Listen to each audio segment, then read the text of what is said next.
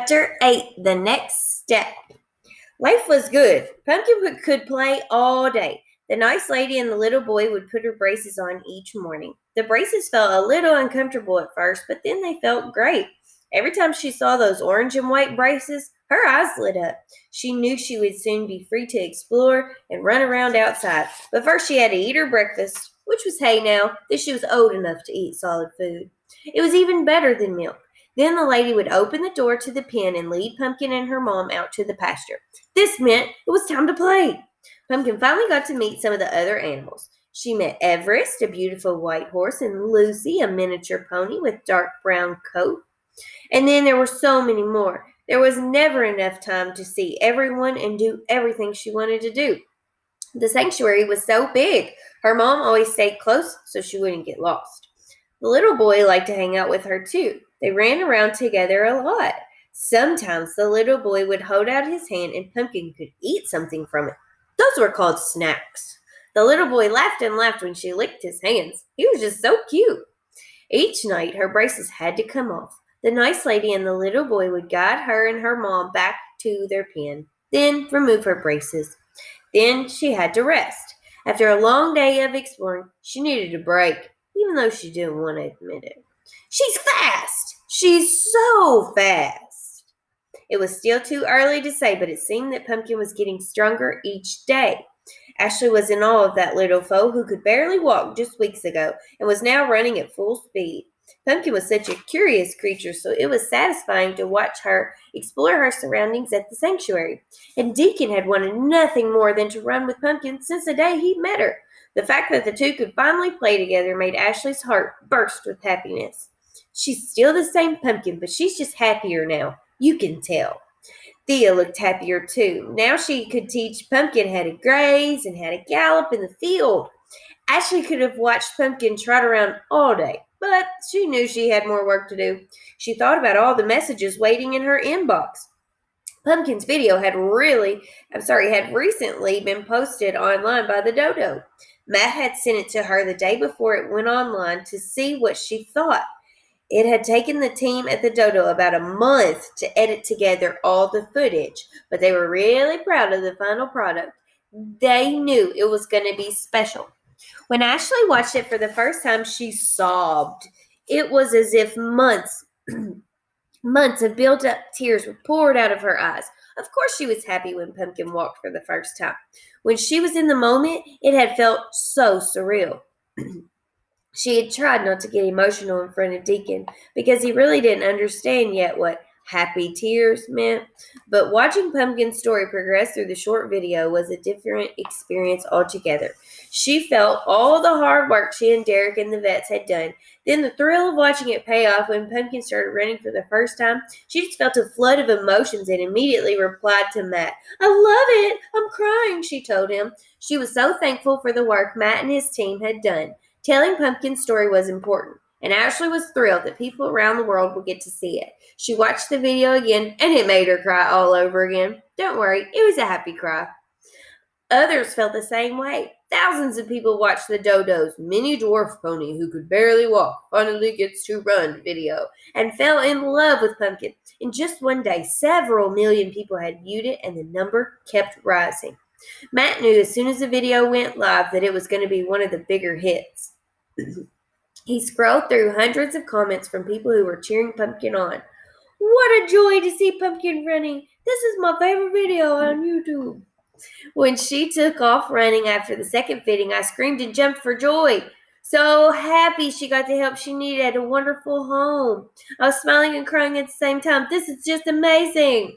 Ashley was so grateful for all the positive responses. She couldn't believe that Pumpkin had fans now, and many of them wanted to know how they could help. This was great news, but they also wanted to meet Pumpkin. Right now, the sanctuary wasn't open to the public. Maybe one day. At this moment, she needed to focus on her little pony's health. There was an upcoming vet appointment to get Pumpkin's hooves trimmed, and then another check-in with Derek to make sure the braces were still fitting okay.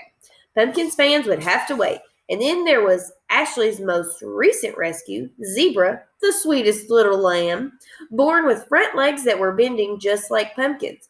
He was 2 days old, and she needed to get his legs in splints quickly. Her work was never done. Pumpkin's story had brought some attention to her sanctuary. In the morning, she'd ask her supporters to consider donating money to help her reach her dream of finding a new property. She wanted all her furry family and human family to live together on one big property. It was a big goal, but her mind was set. Twist of fate was moving. She just didn't know where. Ashley felt as though she had knots in her stomach. The veterinarian examined Pumpkin's legs.